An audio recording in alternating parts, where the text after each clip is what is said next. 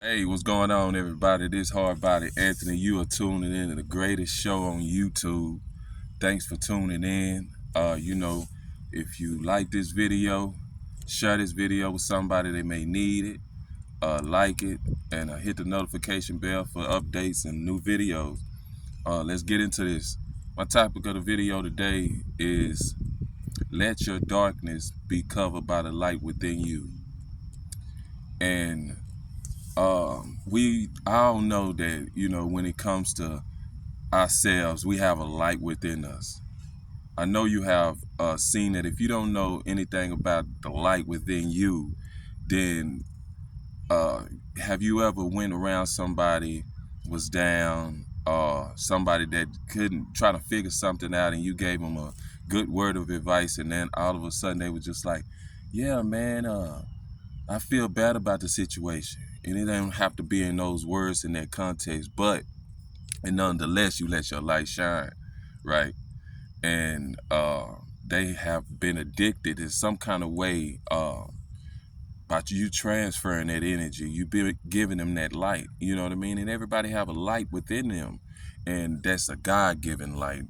God gave us that light to shine, and a lot of times we turn that off by the darkness within ourselves, right? And the darkness is the doubt, the fear, the doubt and the fear, and those go hand in hand. You can't have doubt without fear. You have to have fear of something to doubt yourself, right? And those two things I really want to pay attention to, fear and doubt. It's like when you have done something, your past, right? Like my video, my short in my on my page or whatever, my video was talking about not being prisoners of your past, and this is where I want to branch off and add to that video. Um, you have done something in your past. We all have a past, right? And we were victims to our past. Like me, okay, starting off, mom and dad, they was married when I was born. Um, I'm the youngest of three. I'm the baby, so to speak. Um, uh, I grew up in Dallas, where I was raised. I was born in the south part of Dallas, which we call South Dallas, and I grew up in Pleasant Grove. Most of my life, from 5 up to like 17, right? I was in like Pleasant Grove area. I aspired to run track, play football. Track was my number one because I could do it better than anything. Football, I wasn't so good. I kind of quit that within fifth to sixth grade, but I still was running track. But I was born with bronchitis, and that was kind of a limitation for me, a challenge. So I just kind of gave up on that too. So as from maybe 13, going on 14 to 17, I was figuring myself out, right? I was gradually figuring myself out. I joined the gang and maybe like 12, 13, I was a crip. Uh, um, oh yeah, I was with the set, Trey 5'7". I just wanted to clarify that because, y'all like to know every bits and the pieces of, you know, what you're talking about. So I try to explain it more to you. And I'm not proud of that. That's my past, but that's what I'm saying, being victims to your past. But let me get back into it. Um, so I ended up selling drugs, and maybe like 14 years old, I sold drugs for a long period of time up to like I was 22. And from 22, um, I ended up going to prison. First, I went to jail when I was 17, did 3 months for something. I was wrongly accused of a capital murder. And I was wrongly accused, which only took me 90 days to stay in jail. But those 90 days, I processed a lot. And I had to come to grips with who I was at the time and what I was doing, and counting the cost of what's in stake, and what's in store for me, you know what I mean? And at that time, I didn't have a lot to lose.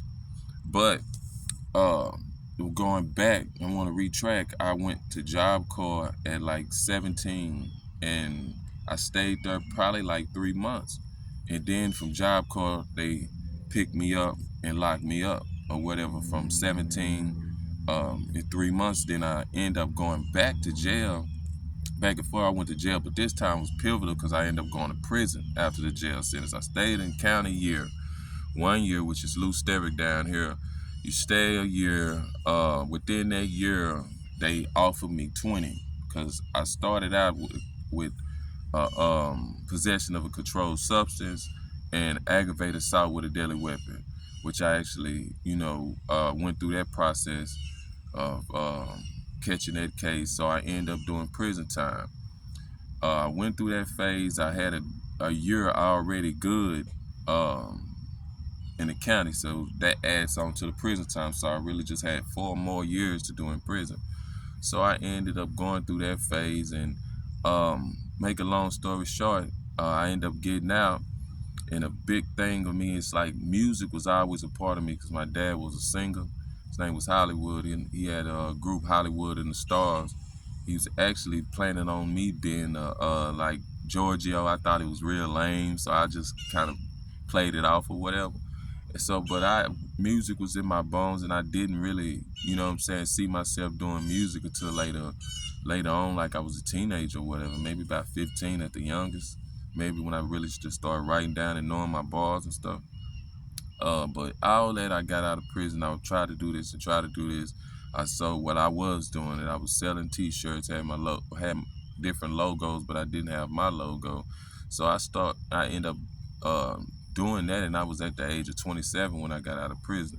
I went to prison from 2010 to 2015. And I was 27, so I started doing these things, and then having to re-enter into prison, and re-enter into the world from prison. And down here, they don't have all that re-entry, so to speak. So I went through it, and I ended up selling drugs, you know what I mean? And I was rapping. I was just trying to figure everything out. Even still, yet at the age of 27, I was going through all that. So I went through that phase, and at that time I was actually in a good relationship, and I just was tripping. And some part of me, I don't feel like I was ready, but you go through that in relationships. But anyway, I ended up going through that phase, and then when we fell off, is something in me after a year and a half, maybe a year. It was something in me turned on in me that it went back to the reference in the Bible that the man had the talents, and all these different people had the talents, and they multiplied them. But then when it came to this one person, they didn't multiply their talents. And from then on, it was like something turned on in me and told me to go do fitness. And I always knew how to rhyme. I always knew how to talk poetry. I like poetry. Before I went to jail, I did it online. I won a poetry competition where I was gonna be published in this big book or whatever. So my pen game was superb for a long time. But anyway, I started doing fitness, and from 2020, from 2019, I was playing around with it. 2020, when I took it serious, and I just kept on pushing, and then I just said maybe I could show people what I'm doing and what works for me. Maybe I can train, and I just started going into these different avenues. And now that I'm clicking and dealing with different people, I have consultations and training, and people come up to me, how you do this, and it's like at the time it don't make me a lot of money. I'm actually kind of like doing a lot for free, and I've trained people for free, but it's like people know my work ethic is so bomb and so intense, a lot of them just fall off and quit. But I was charging some people. I was just bringing in, show them my system work to prove my system to potential buyers or whatever, potential customers, clients or whatever. So I was doing that, and they was kept falling off, and I'm actually still looking for people, but that's another video. But my whole thing is I'm still doing this. I'm steady pushing forward to it. Right now, I don't even have my own place to stay, but some people call it crazy, or some people call it stupid that you still stay with your mom at the age of 35. And it's like, yeah, you know, from the things you was exposed to, it's kind of embarrassing. You go through ridicule and embarrassment, but it's like on the outside looking in on a spiritual level, when you was first born, before you was ever exposed to feeling any kind of insecurity or anything that blocks your way, right? You was pure. So spiritually, none of this matters, because we're gonna what? I don't want to keep on saying it, but you know, once that day comes, what we done? What have we done here? You know what I mean? What substance do you have here that you can leave here that people can be attached to that, and they say that it changed the world, that it changed lives, and you was actually having fruit in your work while you were here. You know what I mean? And they seeing the proof and the evidence, so everybody can be what? Have the confidence to be themselves, to follow their own dreams, and to follow God in their own path, to know God is in control, to allow him to be what he was before you was even born. Because who knows, you know what I mean, who was said what in spiritual, saying, I want to go to the earth and do this particular task, and we come here and don't do it. Maybe in the spiritual, we was itching to get there. We was fighting to get there from our father and our mother. But we then, a lot of times, we do nothing here because we get caught up on distractions. You know, we get caught up on certain things that what? Bring us to our past. We run from our past. We run from, you know, accountability, dealing with the consequences or the repercussions and ending of the results of your past or whatever decision it is. Whether you raise your daughter, your son the wrong way, now you're dealing with who you used to be, or you know, you have done something in your life or done something to somebody and you haven't forgiven yourself. Because you, and so while not forgiving yourself, you feel like you're not worthy to go in different areas and different groups, or to venture off in different things, or have different ideas to act on. You have the idea, but you say, no, I can't do that because I have done this. So all of our past trickles down and just come into our future, into our present, and then we do nothing. We still procrastinate, you know? So don't let the victimization mentality of hanging on to your past put you in a dark place. We all have a dark place in us. We always, you know, you get angry real fast when somebody offends you. We have feelings. You know, we have things that we want to do, like you say with black people. A lot of parts coming to me that I really be on some racist shit.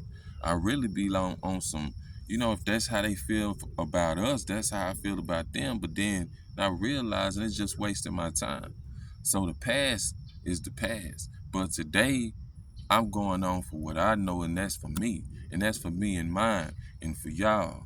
So that's why I'm taking out my time, these 12, 13, 15, 20 minutes, or however much time it is, you know, to be able to, you know, tell my story, my testimony, how I've got through plateaus and have got through phases and went to the next stage, and that I'm still going through phases and going through stages. And like I want to tell y'all, we will forever go through that because we are human.